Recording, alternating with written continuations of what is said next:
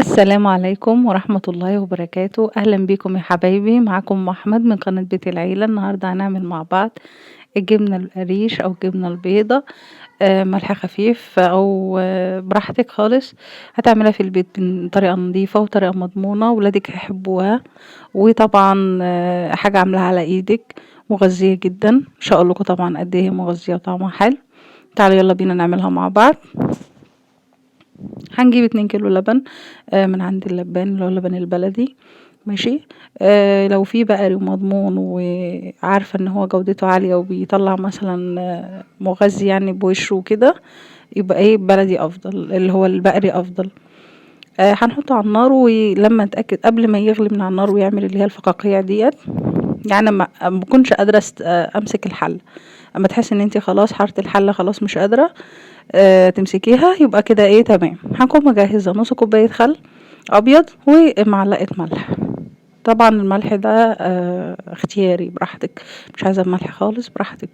ماشي، بس هنحط ملح خفيف. هنيجي ساعتها حاطين الايه الخل عشان يقطع معايا، وهنحط الملح على طول يا جماعه. هتبص لا يقطع اهو، ابتدى هو ما شاء الله يطلع كميه محترمه اهو.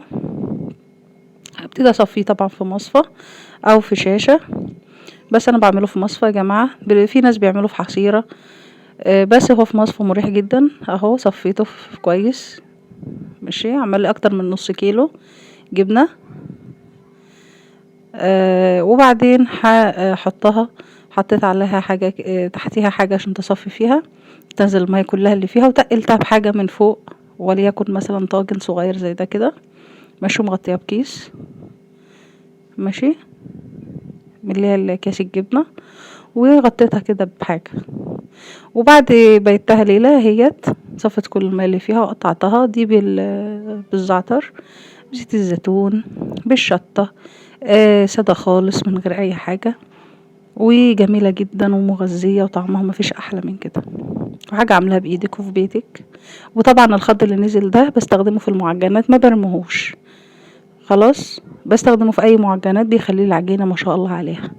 ارجو تكون الحلقه عجبتكم، وانتظرونا ان شاء الله في حلقه جديده. والسلام عليكم ورحمه الله وبركاته.